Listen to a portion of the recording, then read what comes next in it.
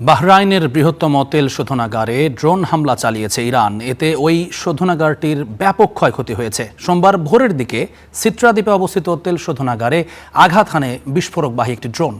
বাহরাইনের বাদশাহ এই ঘটনাকে নজিরবিহীন ও দুঃখজনক বলে মন্তব্য করেছেন। এদিকে মধ্যপ্রাচ্যের দেশগুলোতে মার্কিন ইসরায়েল সামরিক উপস্থিতির বিষয়ে আবারও সতর্ক করেছে ইরান। ড্রোন হামলায় পুড়ছে বাহরাইনের পেট্রোলিয়াম কোম্পানি বাপকোর প্রধান তেল শোধনাগার।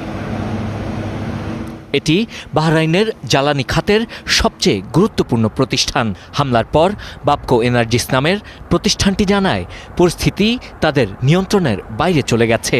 তাই আজ থেকে চুক্তি অনুযায়ী তেল সরবরাহের বাধ্যবাধকতা তারা পূরণ করতে পারবে না। তবে দেশের অভ্যন্তরীণ বাজারের চাহিদা নিরাপদ রয়েছে। ইরানে হামলার জন্য যুক্তরাষ্ট্র ও ইসরায়েলকে নিজেদের ভূমি ব্যবহার করতে না দিলে প্রতিবেশী দেশের ওপর হামলা হবে না। ইরানি প্রেসিডেন্টের এমন বার্তার পর বাহরাইনে এই হামলার ঘটনা ঘটল।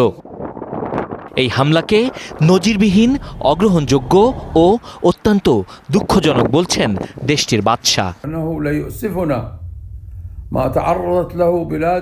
আমাদের প্রিয় দেশ আরব ও ভ্রাতৃপ্রতিম দেশগুলো ইরানের যে আক্রমণের শিকার হয়েছে, যা কোনো অজুহাতেই সমর্থনযোগ্য নয়। এসব কর্মকাণ্ড আমাদের কষ্ট দেয়। বাহরাইন সবসময় শান্তিপ্রিয় জাতি ছিল এবং থাকবে।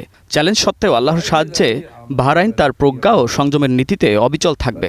আত্মবিশ্বাস ও দৃঢ়তার সাথে বাহরাইন তার প্রতিবেশী ও আন্তর্জাতিক সম্প্রদায়ের প্রতি দায়িত্ব পালন করবে। এর আগে ২ মার্চ সৌদি আরবের রাশতানুরে দৈনিক ১০ লাখ ব্যারেল তেল উৎপাদনে সক্ষম বিশ্বের সবচেয়ে বড় তেল শোধনাগারে ড্রোন হামলার পর সেটি বন্ধ হয়ে যায়। আরেকটি তেল শোধনাগারে হামলা প্রতিহত করে সৌদি। হরমুজ প্রণালী বন্ধ থাকায় বাকি তেল ক্ষেত্রগুলোর উৎপাদন কমাতে শুরু করেছে সৌদি।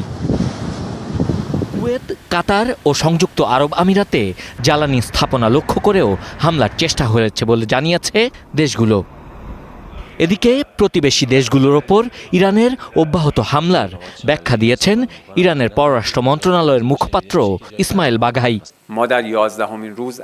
মধ্যপ্রাচ্যে মার্কিন সামরিক উপস্থিতি কোনোভাবেই নিরাপত্তা বা স্থিতিশীলতার উৎস নয়, বরং এই অঞ্চলের দেশগুলোতে মার্কিন সামরিক উপস্থিতি কেবল নিরাপত্তাহীনতা ও আরব দেশগুলোর মধ্যে বিভাজন তৈরি করছে। তারা ইসলামী দেশগুলোর মধ্যে বিবাদ সৃষ্টি করে যাচ্ছে। আমাদের প্রতিরক্ষাকে কোনোভাবেই আঞ্চলিক কোনো দেশের প্রতি শত্রুতা হিসেবে ব্যাখ্যা করা উচিত নয়। চলমান আগ্রাসনের প্রেক্ষাপটে ইরান কোনো আলোচনায় রাজি নয় বলেও সাফ জানিয়ে দিয়েছেন তিনি। Sabbir Ahmed, star news.